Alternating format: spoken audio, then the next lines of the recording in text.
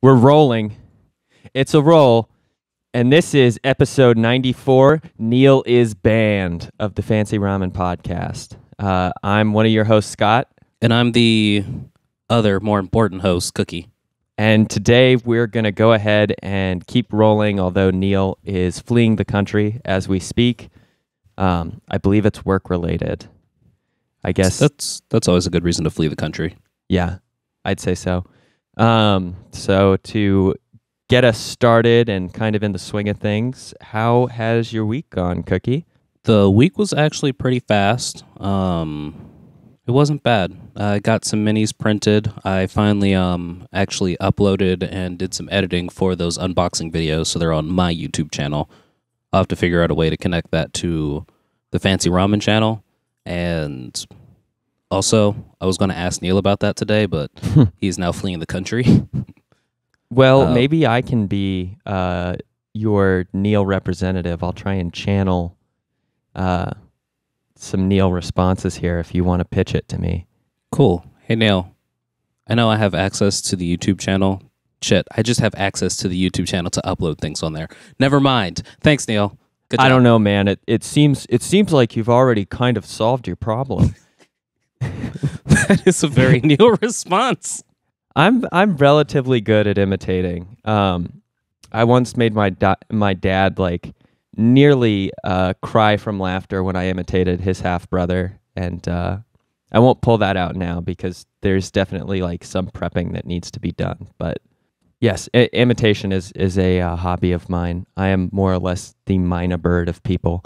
Well, have you done anything else? Well, it sounds like you've gotten your 3D printer up and going. Are you still using that laptop that runs the software, or have you been able to adapt the software to your other computers? I have not been able to adapt the software to my other computers, but that cheap-ass little tablet thing that I bought, guess what program works on it? That's so weird.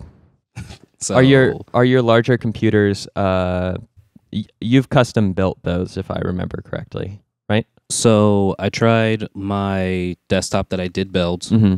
Then I tried my wife's laptop, which is a Sony Vaio. Okay, yeah. From a couple of years ago. My favorite laptop. I had one for like 7 years. She still has hers. They're not bad. No, it works. And then I tried it on her other laptop. Mm-hmm. And then I tried it on my old laptop that I used to DJ with. And it worked on that. So I was like, okay, cool. And then it was like, oh, well, now that I've got this thing, I might as well just give it a try, see if the program works. And it does. And I was like, okay, cool. Now we've even got a more portable thing. I moved the 3D printer upstairs so that way Lizzie can play video games and not feel like she's dying from the fumes. Yeah. And so this way, I'm going to test out a print after the podcast is over to see how that goes. Going to start getting into painting minis, and we rented some movies from Redbox. Oh, what movies did you watch? I've watched some movies this weekend and this week as well. We watched Hotel Artemis and A Christmas Party. They 3D print in Hotel Artemis, don't they? They do 3D print in Hotel Artemis. Okay. There's a liver and or a kidney. I can't remember which body part it is. And then 2 guns got printed. Okay. Which was the deadliest? Oh, no. I've lost Scott.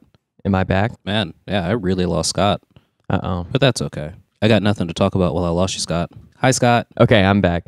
I had like feedback from your side the whole time.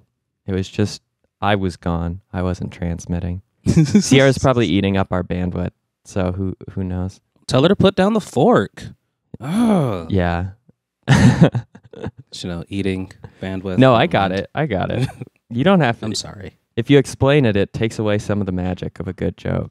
I'm old. That's okay. Old and decrepit. Back into it. So the first movie you saw was Hotel Artemis. There was 3D printing. I assume the deadliest weapon printed was the liver. What was the other movie you saw? Oh, ironically, was it? That was the only thing to kill a person. Yes. Oh my gosh. That's so good. Because apparently the guy was doing drugs, and when they 3D printed the liver based off of his own tissue, his body rejected the liver, and he was on life support. Then the life support went out, and then he went into septic shock and died. That's what you get for, snorting that, Heroin? Heroin. I don't know. Yeah, for snorting that heroin. What was the other movie you saw? The Christmas Party or A Christmas Party. A Christmas Party. What is that about? It is a comedy with Kristen Wiig. It's about an office that's throwing a Christmas party, and things get out of hand. It's got plenty of funny people that you know. The funny one from the Ghostbusters movies, that red-haired chick, that Indian guy who was doing like tech support commercials for a little bit. Okay. He's in there. You know, the headlining actors, they were also in there. It definitely left a pretty substantial impression on you then. Yeah, it was a funny movie. There were references to Fast and Furious, and all the movies that we saw this weekend had very strong females in it. Physically strong, weirdly enough, as well. But yeah, no. Lizzie enjoyed them both, which I was not expecting. The Hotel Artemis part, because she doesn't like action flicks, but... Yeah, and that's what I thought that movie predominantly was sort of a tense action thriller in which it's sort of a like bottle episode reverse heist or something. They're trying to keep a stolen item out of the hands of somebody. Nah. Subplot is they stole an item. The black guys stole an item that they really should not have stolen. And then they're just trying to keep their head above water by not dying. Unfortunately, one of those guys got the liver/kidney. So he didn't do so hot. Yeah. Okay. I watched two movies with a strong female character in them. Wreck-It Ralph and Ralph Breaks the Internet. I had never seen Wreck-It Ralph beforehand, so I caught up on that, and then Sierra and I went and saw Ralph Breaks the Internet last night at the movies. So what'd you think of Ralph Breaks the Internet? It was great, right? I enjoyed both of them a lot. There were a lot of really great tidbits to it. Just first off with the whole entering the internet, and then how you can pretty much see a company or a parody of a company that you know in any background shot is got to be like an advertiser's wet dream. But I also really enjoyed both the musical number that they did for Vanellope, which is, I think, hands down the best and funniest Disney princess song I've ever seen, if she qualifies for that. And I was surprised at how dark the film was overall, and like addressing the fact that the internet is full of haters, and that they, in a children's movie, went to the dark web, more or less, and met living tumor Alfred Molina. Yeah, it was a good movie. It was a lot of fun. I enjoyed the first one as well. They're both very entertaining. I think great nods to video games and video gaming in general. They really like to use Zangief as a heel for a lot of jokes. I was surprised that he was probably he was the screen character with the most screen time between the two movies, who was part of an actual video game franchise. Makes sense. I like it. When did Wreck-It Ralph come out? 2012? 2012, I believe. I was hoping that the time lapse between Wreck-It Ralph and Wreck-It Ralph Breaks the Internet was the same as it was in the movie. But I want to say the movie was only 3 years, right? Yeah, I'm pretty sure it was only 3 years. Or less than that, I can't remember. I just saw it yesterday. I probably should know better, but I know it was. They mentioned it like 4 times. I know. Between, they mentioned that it was at least a year or two in its duration. 3 sounds they were right. raising all the racers. I think you're right. It's like, I know you've only been married for this many years, but that's not the right way to spice up a marriage. That's right. Oh yeah. I thought that there was going to be a lot more with that being like a B plot with Felix and I think Calhoun having the Sugar Rush racers as kids, but they just cut that straight out of an option for the movie. Well, yeah, it took them forever to make this movie. That's totally going to be the TV show. Oh yeah, that could definitely be it. Now that these like animated movies are getting co-opted for television shows more and more frequently. What was I trying to think? Oh yeah, man, my favorite detail about the film was the character Yes. She had a different outfit every single time you saw her. Like every scene, she was in a new outfit that was essentially trendy or trending. It was a nice Holy God. nice touch. I miss that. Yeah. Oh, yeah. She changes outfits and hairstyles every time, which is like very thematically relevant to her character. And then there's the like at the bottom of the internet, crushed beneath the weight of all the newer infrastructure, is the broadband express and public chat rooms. Like they had some very good niche jokes that were fit in there for people who are looking. And I don't even know if they were necessarily niche. I mean, most everybody is a user of the internet. If they're listening to this podcast, chances are that they didn't get it off of their ham radio. So I'm going to be honest with you. I do bootleg every episode and put them on 8-tracks and pass them out to a few lucky selects. So somebody could be listening to our mixtape right now. Kudos to you for keeping that Walkman going. But yeah, I enjoyed that movie. It was quite a bit of fun. I don't know if I have any like parting thoughts with it, except for the fact that I enjoyed that it was, I think, a narrative that doesn't get told often enough about like the diversion of friendships and how just because you have different goals or locations doesn't mean, especially in this digital age with the internet, that you can't like retain and still have strong friendships with people over long distances. It's very charming. I know. I like you too, Scott. Thank you. Like you too. I'm glad that you caught the undertone to that. Anything else before we get into gaming? There's a big Pokemon event going on all weekends where you're able to catch all the Pokemon that were shiny throughout the year, basically. They're all shiny now? Not they're all shiny. You just have a better chance of catching these now. Okay. So me and Lizzie, they had like a big 3-hour event of like, hey, all the eggs that you have will hatch at half the speed and will at double the speed and blah, blah, blah, and yada, yada, yada. So me and Lizzie went out for about 4 hours and got some ramen and went Pokemon hunting. So for eggs, is it steps still or is it candies that you feed them or whatever? It's still steps. It's still steps. Quote, so unquote. You just put it on your washer dryer and... No, it measures distance. Oh, shit. Distance traveled below 20 miles per hour. So you can't also put it on, a train passing through town and then use the Find My Phone tracker and pick it up in the next, the next state. That's too bad. Unfortunately, so it was just us driving around for a little bit. In the neighborhood under 20 miles an hour. Mm-hmm. Nice. That's when you need time. a low power scooter. I think that's really where you do it. You just start running laps in your neighborhood with a low power scooter. No, that'd be fine if it wasn't so damn cold outside.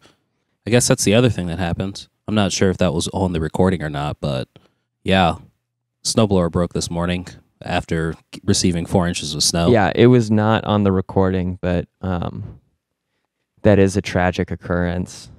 We've started to get some snow around here too, and I'm just glad I don't have to do any shoveling or snow blowing. The worst thing I have to deal with is if I visit my folks, they have a driveway that is lethal at like the level of incline, or I guess the grade of incline that's on it. So I just park at the top of the hill and then like slide down on my boots. That's probably smart. It's about the only option these days. Hopefully you can 3D print a new part for that snowblower. Be self-sufficient. Hopefully I could just like unplug and plug something back in or screw something in. I mean, that would be even better. That fixes it. Well, ready to get into some video games? Yes. Yes, I am. I know you're excited and everything, but let me interrupt you first already. Take the lead. I finally understand why you guys hate Bethesda so much. Oh, did you? Okay, you'll have to tell me more. So I redboxed. Even after hearing everything, I redboxed Fallout 76. And so my brother also redboxed it, but he redboxed it like last week or something, whenever it first came out. And I was like, you guys trying to overlap your online play? Nah, because I was like, oh. Because when he was visiting, I saw that the like little logo tile was on his PlayStation. So I was like, oh, I didn't know you had this. He's like, nah, I redboxed it, played it for about 10 minutes, and then got bored and got off. Yeah. So I also redboxed it. Played it for about an hour. Was very bored and got off. And then I was like, I think I understand why I was so bored and hate this game so much. Well, I need to hear about your firsthand experience at this point because I just don't think I'm going to put the barrel in my mouth and pull the trigger on this one. So, yes, I understand that people like Fallout games for the Falloutiness of it all, and they like their the story, and they're hating on it for various reasons. Mm-hmm. I'm hating on it for a different reason.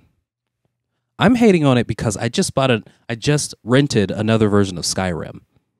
Oh. Because this is literally, it just felt like an empty post-apocalyptic Skyrim. But it's and I was littered like, with other human players. Like, that's the big difference. I ran into one player and he was AFK. Did you shoot him in the face? I couldn't figure out how to turn pacifist mode off. So as I was hitting him, because I crafted a gun at one point, and that gun did like 1 damage to things, whereas the machete I picked up off the ground was doing wiping things out. So the shooting was not that good. Gotcha. The throwing axe was okay, but that's nice. No, it was just me playing Skyrim again, and I don't know if you know this about me. I've purchased Skyrim too many times. I do know this about you. And the last time I purchased Skyrim, I played exactly as much Fallout 76 as I did that Skyrim, and enjoy playing Skyrim more because at least it had the member berries going on for it, and I could interact with things that weren't robots and recordings. Mm-hmm. And I was like, the game, it looks okay, but Skyrim also looks really good.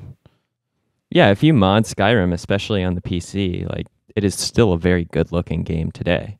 Yeah, so yeah, I played Fallout 76 and was very bored of Skyrim 76, and then I was like, okay, this is why I don't like Bethesda, because I just don't enjoy their gameplay anymore. That loop is gone for me. The actual activity or actions of playing Bethesda games is relatively stale. It's stagnant. They haven't changed much about it. So the reason that I found most of their games appealing up until Fallout 4 was that they had like character to the game and the environment and everything else. Playing a game that has like sort of clunky shooting mechanics and like is buggy as hell if you're just even wandering around it, not looking to like cause issues with the platform. It's still a lot of fun because there are fun characters to interact with. There are weird things to encounter out in the world. There are things to keep your interest outside of the gameplay itself, which I think it'll make for a fair transition if we talk about more Red Dead Redemption 2 here, which I think is a game that's primarily strong because its basic gameplay is very, very fun on its own. But yeah, that's the issue with these games, especially when you try and bring them into, say, a multiplayer dimension, right? If the gameplay itself is kind of shitty, like multiplayer, the thing you're focusing on is enjoying the gameplay with other players, which in your case was someone who is AFK who you couldn't even kill if you tried, which is just another kind of nail in the coffin for why this has been, I think, a pretty lackluster experience for everybody who's picked it up. And I will have to look this up real fast, but I don't think the Fallout 76 server sizes are that big. 24 to 32 players. Yeah, that's not that big. That's not big at all. We're coming from Battlefield 2 having 64 players in a server back in like 2008. Yeah. So, yeah, this game was very sparsely populated. I get the idea behind it, but I don't. It just wasn't fun. And Fallout and their apologies, Bethesda and all their apologies they've been doing have been unfun as well. Oh yeah, I 'Cause mean, if you make something that's so bad that you have to levy multiple apologies within a couple weeks of release, like, Oh no, they're apologizing about something else oh, okay. as well. The Fallout 76 Deluxe Edition or whatever, Oh, the canvas versus like nylon, nylon or polyester, yeah. and then how influencers were then tweeting, by the way, I know that you people who paid $200 got this shitty nylon bag. Look what Bethesda gave me for free. Was it a And shitty was nylon bag? It was no, a canvas it was a bag. canvas.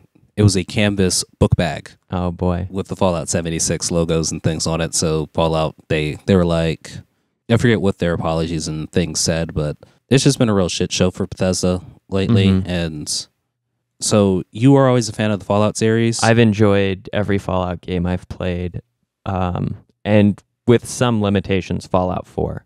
I thought Fallout 4 was fun for a good chunk of time, and then unlike in Fallout 3 and Fallout New Vegas, where I played those games until there was nothing left to do, like content and story-wise, Fallout 4, I probably got halfway through the available, and I mean, the content there is pretty bare bones. I got probably halfway through what was available in the world and said, I'm done. I don't really care or need to know what's going on. And the other partial issue was that I really enjoyed the survival mode, but the survival mode made the game drag on way longer than playing it on the other difficulties would have, just because there's so much like backtracking and like slow, methodical movement. Otherwise, you're dead and you lose a bunch of like time and effort when you get reverted to your last like sleeping period for your save.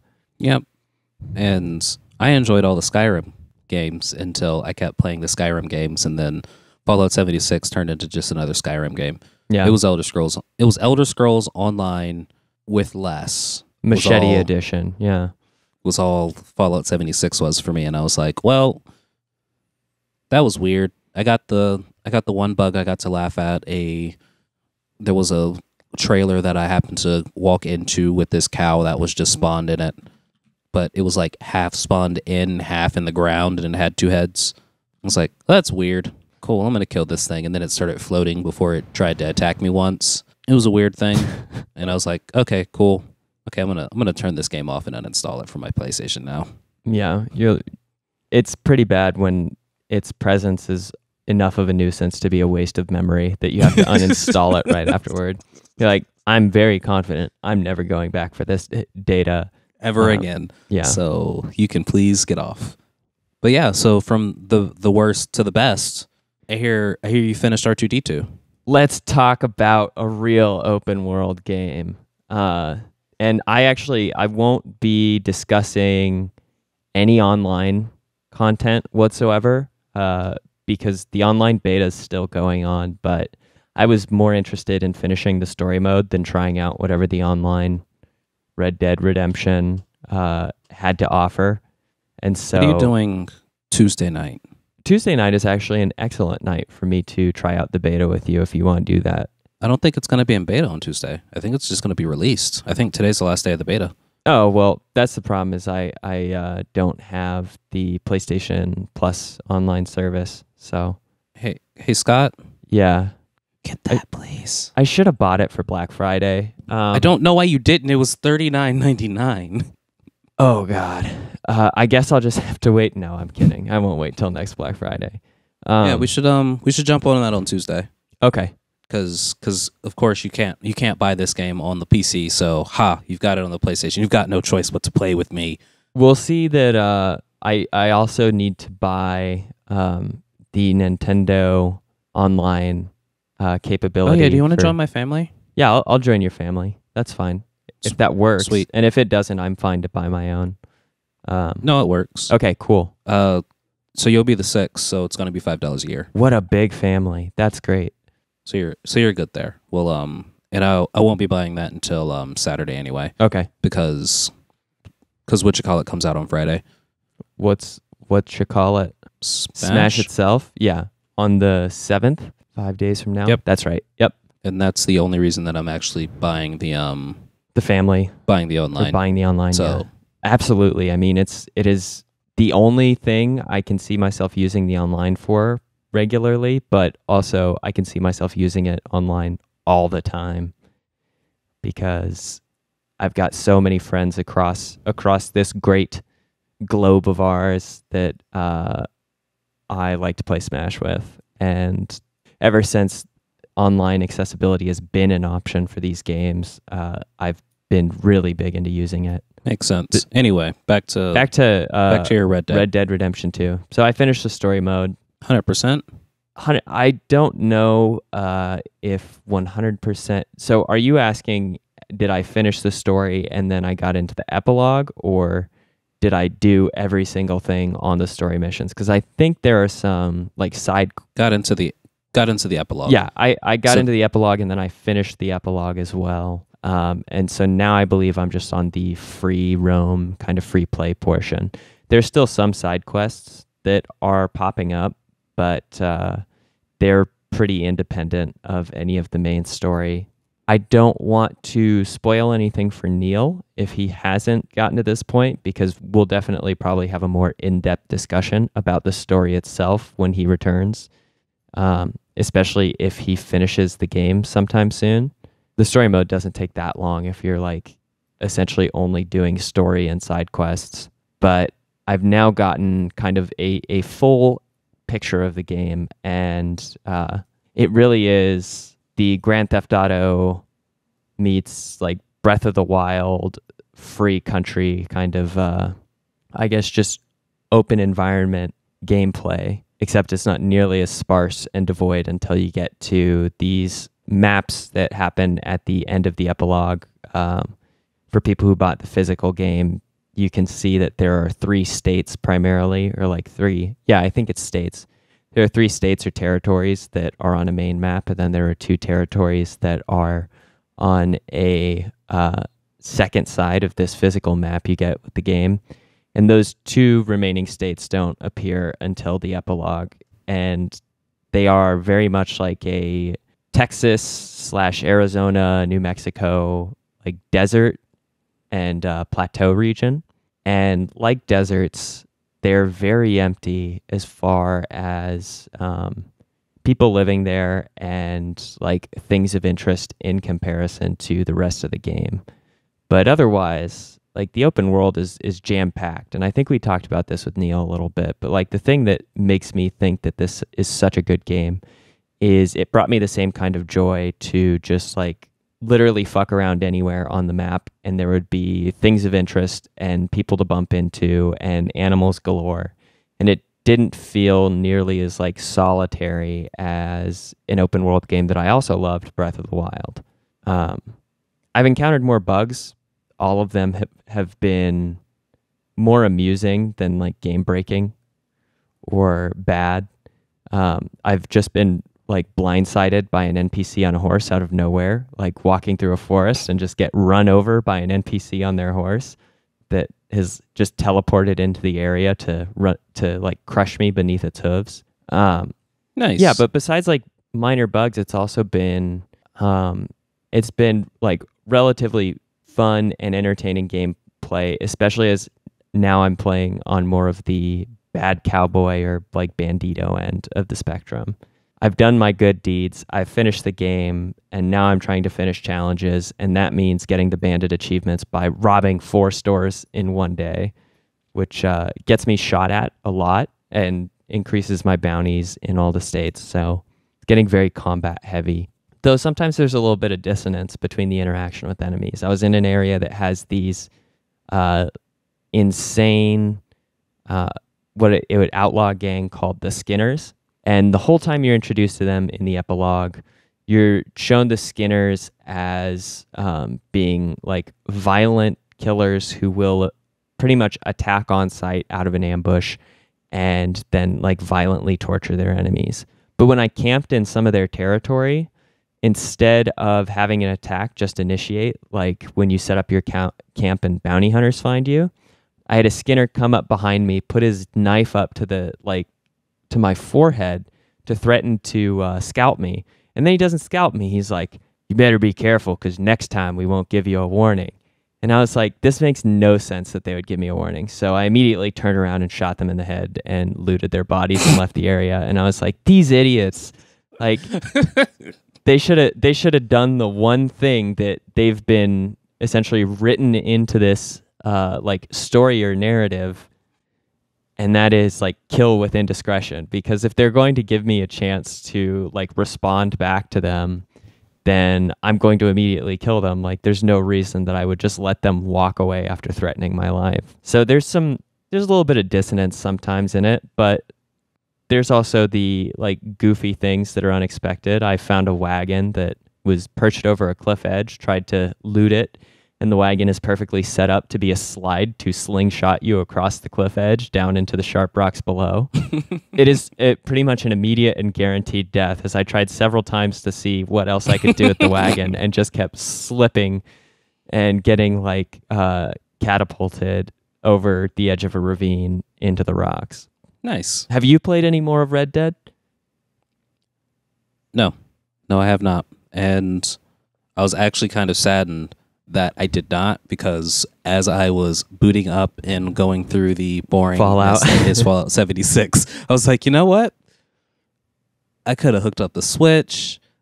I could be playing I could be playing Red Dead. God damn it. Why am I playing Fallout? Fuck me. Wait, you have what are you talking about hooking up the Switch? So the docks aren't actually hooked up to any TVs right now, and Lizzie was sleepy, so she didn't feel like trying to play Pokemon with me, because I still want to play it in 2-player mode. Okay, yeah. So I jerry-rigged my PlayStation 4 to be able to see out of the projector, and I just had my sound bar turned up really loud behind us. Yeah. So we could hear everything that Fallout had to offer. Which was whistling wind and scrub brush. And a little bit of a jaw harp and some banjo. Okay. I found a banjo and a jaw harp and I played them. And I was like, okay, well, that was fun. Time to go do something else. Nah, I haven't played any more Red Dead. Have been meaning to, but I've been working on a challenge to get a gun on Call of Duty that I finally got. Right, because you can achieve it by meeting certain requirements And by certain requirements, just in-game playtime of an hour per, or tier skips that you get one per day. So I need to do that today. But now, finally got the GKS, its variant, which is a unicorn. I'll suggest that you Google the GKS unicorn, because I'm already beautiful. on it. It's a beautiful gun. I hate the GKS, but I need this unicorn gun. Okay, yeah. It is, for our listeners, a rainbow gun here with it is set up to be a unicorn body with the head pointing outwards, and the horn is the muzzle of the gun. That's a very clever and disturbing design. Yeah, it's fucking beautiful. I love it. So yeah, finally got it and the reactive camo for it. What's reactive camo? Does it? So basically, as you're playing and as you're getting like streaks and lots of kills, the camo changes. So I haven't seen the GKS's reactive camo, which is like Dragon's Breath. Okay. So it's got like this purple. It's like a gray gun with like a purple streak that looks like kind of like lightning or like lightning-ish fire going out towards the muzzle. And then as you are playing, I'm guessing the colors change and everything, because I know I've got a couple of guns with reactive camos where I've got one gun that it has like a flame burst on it, so it's just a nice rad flame decal, and then that decal will slowly start to change colors / the base color of the gun will change colors as you're getting more kills. And does it get brighter, or like, I guess it probably gets more vibrant on its color every time? Brighter, more vibrant, changes colors. One of the guns, the Sandstorm, its reactive camo is sand silhouettes of sharks swimming. Okay. So the sharks are actually like swimming back and forth via the gun, and then like the water will change colors, the sharks will change colors. It's fun times. Man, I enjoy my Call of Duty. We should have seen this coming years ago when they started adding skins to guns, that it would get to the point where Call of Duty would be developing more skin Like they'd be putting more and more assets into the skins. They're like, well, there are only so many times you can really look at an AK-47, but if there's sharks, Best believe every time there's a slight change of color of the hue, I'm gonna push left on the D-pad so my character like looks at the full gun length, and it's just like, yeah, this is fucking beautiful. This is rad. Let's shoot something now. Yeah. Man was headshot while appreciating the beauty of his gun. Oh God, have I played any other video games besides Depression 76, Call of Duty? No, I've just been. That's it. That's the gameplay I've been doing. Also playing more Pokemon and showing more and more people the greatness that is Eevee. Did we get that on recording last time? I don't think we recorded it. We did not, because we wanted to keep that. We wanted to keep this like E for everyone. Oh, she's asleep right now. Otherwise, you'd have heard something like this. Yeah, sultry. Yeah, she's still a dirty girl. Wait. Oh, okay. Yeah, your Eevee is a female. Gotcha. Does the male Eevee make the same noise but like 2 pitches lower? Because that'd be the best. Boy. Just get Shannon Tatum in there to voice act Eevee, male Eevees. That'd be pretty good. Yeah. I mean, I heard for the Let's Go Pikachu that Ryan Reynolds does the voicing for that one. Oh my God, that would be so amazing. I am super fucking stoked for that movie whenever it comes out. I actually saw the trailer when I was, at Ralph Breaks the Internet and was pleasantly surprised at how weird this film's going to be. And I wouldn't say am now convinced to see it, but I have a lot less doubt about it being a weird, like, cult classic success. Oh my, just look at Psyduck's face and you just know. Oh, it's hideous. Yeah. It's perfectly recreated. It is. Okay, so Into the Spider-Verse comes out on the 14th of December, so cool. Sorry. You're looking at all the movies on the lineup? Yeah, because I do want to see the new Spider-Man movie that's coming out. Into the Spider-Verse. I've heard and or read good things from folks who have done early reviews, I guess. I didn't realize that Spider-Ham, the pig one, is John Mulaney for the voice actor. I want to look and see what other voice actors there are for this. Really? Well, yeah, I recognized it yesterday when we were at the movies, and I was like, this sounds like John Mulaney. Yep, and he plays Spider-Ham. We also have Nicolas Cage as Spider-Man Noir. Good Lord. Sorry. Mahershala Ali's in it as Ultimate Prowler. I don't know who that is. Yeah, I don't recognize any of these other actors as being particularly funny. They don't have to be funny. They just have to be there. Yeah, but Spider-Man is always known for being like relatively humorous and quippy. Like, I guess that's what they have John Mulaney for as Spider-Ham. And whoever's playing Miles. Yeah, that's and Peter. Shameik Moore and Jake Johnson. Shameik Moore for Miles Morales, Jake Johnson for Peter Parker. You'll have to let me know how that goes. If it's really good, I'll go see it in theaters, but I'm not sold just yet. I'm sold. I was sold when I saw the first trailer and I saw that he was wearing Dunks instead of, normal shoes. Instead of Converse and or I guess like Vans. Yeah, I was just going to say like generic shoe design. Oh yeah, I guess generic shoe design is always a great one. Just bare feet. They're just like, you know what? We're not even going to acknowledge shoes on this one. Scott, don't you know? No artist can do feet. Are feet difficult to draw? Feet are difficult to draw. I saw something. God, what was I looking at?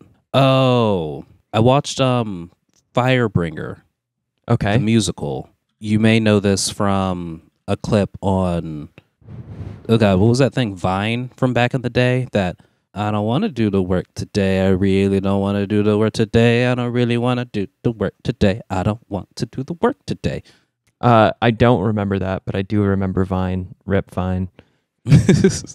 But yeah, that's on YouTube. Mm-hmm. So I ended up watching that while I was at work last week, and it was very enjoyable because it was about cavemen and the becoming of like the Stone Age and the first advent of fire and things of that nature. And turns out there were aliens at some point, but one of the cavemen were the first people to do like paintings. And he's like, I'm really proud of the hands because they're just handprints. Yeah. But he's like, and then the chick's like, so why is there a cat in front of my legs? He's like, because I can't do feet. Oh. And then later on, as he lost some of his limbs, there were aliens in it. And she brings back his hands so that way he could paint again. Mm-hmm. And he's like, what about my legs? She's like, But you can't do oh, feet. I'm sorry. I can't do feet, but I can put hands where your feet should be. And he's like, yeah, that'd be awesome. And everyone else is like, no, be happy with what she's got. Oh man. Yeah, don't push it too far. You're going to end up looking like, well, I guess an orangutan. So really that's not so bad. They're strong. Yeah. What else are we talking about? I mean, unfortunately, I think we really focused in on the games that we were playing this week. I also haven't touched anything outside of Red Dead. Going to the movies ate up the Scott, rest pay of that attention time. to your wife. She's asleep, man. At least give her a hug at some point. How Don't just touch Red Dead. Gentle pat on the head. That's the best I can offer. I mean, I've been hanging out with the dog. I've been getting the dog comfortable sleeping in my lap while I play games. So he'll curl up into a little disc and then just hang out on my lap, and I lose feeling in my legs and continue to play. That's good. My dog will curl up in a little disc to the right of me Mm-hmm. on the floor as I sit and play video games, and I won't lose feeling in my legs because I taught him better than that. We spoil ours. Yeah, I don't know. I'm excited to get out and do some snowboarding as more snow is falling, but I've been relatively busy with work training some new folks that we hired, so been coming home and just kind of relaxing, vegging out, and exclusively to Red Dead. Oh, I watched Vampire's Kiss, I guess, which is the worst Nicolas Cage movie that I've ever seen in my whole life. It was so offensively bad that I was like, Sierra paused it at the 40-minute mark, and I was hoping that there was maybe 30 minutes remaining, and I saw that there was an hour and 45, so I went to bed early at like 8:30 at night until that movie was over, and then I got back up. It's a very bad film, but But he's making such great... That's where the Nicolas Cage... That's where a bunch of the memes come from, and in all honesty, his performance is like comedic gold, but it's also horrifying to see a movie that is that like poorly composed. Ultimately, like The Room is a more interesting movie. Yeesh. Completely like cutting out the comedy elements of how bad it is still a more interesting and like engaging movie than this movie. That's bad. I know. I mean, that is the movie that is iconically known as the worst best movie, or the best worst movie. And it really does show that there is still a fine line between being a terrible movie and being watchable, and being a terrible movie and causing like existential pain to those who experience it. But that's all I got. Maybe we just cut it early, give Neil some easier stuff to edit, since he'll have less time available in the first place. I can dig it. So don't be afraid to like, subscribe, and tell people about the Fancy Ramen podcast. Yeah, you can also send us an email at podcast@fancyramen.com. Whatever you want to say it to us. We'll listen. We may even talk about it on air if you ask a question or submit a conversation topic. Yeah, honestly, anything. Just say hi. We're pretty much we're so lonely.